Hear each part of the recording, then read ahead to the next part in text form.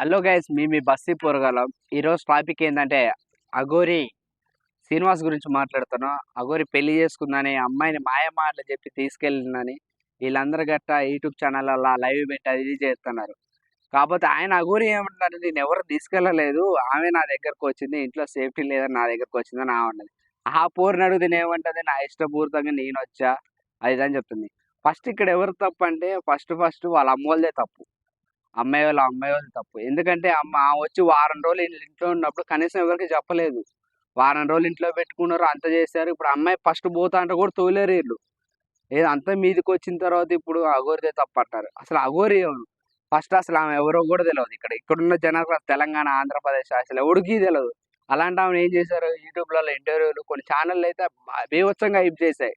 ఆమె ఎటు పోతే అటు పోవటాలు, ఛానళ్ళలో లైక్ చేయటాలు అలాంటివి చాలా చేశాయి.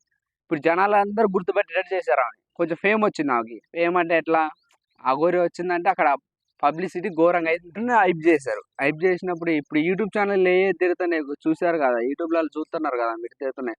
ఒకప్పుడు వీళ్ళందరూ కలిసి దేవుడా నువ్వే నా దిక్కంత పోయి కాలు మొక్కిన రోజులు కూడా ఉన్నాయి వీళ్ళంతా. అప్పుడు తిట్టారు, ఇప్పుడు వ్యూస్ కోసం తిడుతున్నారు.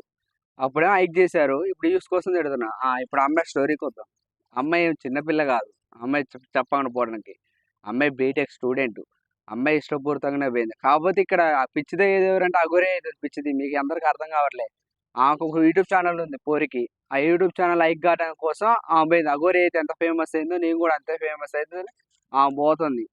కానీ ఇక్కడ ఏంటంటే వాళ్ళు ఇప్పుడు ఏం చెప్తున్నారు, నిన్ననో ఇవాళ లైవ్ పెట్టి ఏం చెప్పారంటే, ఇవాళ నుంచి మీ తెలుగు రాష్ట్రాల్లో చూడడం ఇక మా గురించి ఎందుకు మాట్లాడుతున్నారు, మేము ఇష్టపూర్వకంగా పెళ్లి చేసుకున్నాం, మా ఇష్టం మేము ఎక్కడైనా ఉంటాం అన్నట్టు మాట్లాడుతున్నారు. మీరు మా దగ్గరకు వస్తే పెట్రోల్ పోసుకొని తలగబడతామని కూడా చెప్తున్నారు. పెట్రోల్ పోసుకొని తలగబడతారంట వాళ్ళిద్దరు. ఎవరి కోసం తలగబడతారు నాకు ఇంకా అర్థం అవుతుంది. ఇటో పోతారంట, వాళ్ళ ఆశ్రమం ఏమన్నా ఉందంట. ఒకప్పుడేమో ఆమె ఏమన్నది, అఘోరి అంటే పెళ్లి చేసుకోరు అన్నది. ఇప్పుడు ఆమె చేసుకుంది. లోక కళ్యాణం చేయడానికి వచ్చినా నేను అది ఇది అని చెప్పింది. ఆ లోక కళ్యాణమే కానీ ఏమో కళ్యాణం చేసుకుంది ఫస్ట్ అయితే. మరి ఇప్పుడు అసలు రానిపోని ఏం జరిగితే తెలియదు. ఇందాక కూడా లైవ్ చూస్తే ఆమెను అరెస్ట్ చేశారని వచ్చింది మరి న్యూస్. అది ఎంతవరకు కరెక్ట్ నాకు ఏం అర్థం అవ్వట్లేదు. ఆమెను అరెస్ట్ చేసిన అయితే ఆమె అయితే ఏమందు, అమ్మాయి ఇష్టపూర్తంగా వచ్చింది నేను తీసుకొని పోయినా, అమ్మాయి చెప్పుకొని అంటది ఆమె ఒకటే మాట. ఎవరు పడితే వాళ్ళు కేసులు పెడుతున్నారు ఆమె మీద. పెట్టినా బొంగు కూడా భయపడదు ఎవరికి. ఆమె యాటిట్యూడ్ చూస్తేనే అందరికి అర్థమైపోతుంది. మా అంటే మీరు ఏమంటారు, జైలు వేస్తారు. ఆమె అనుకున్న సాధిస్తుంది.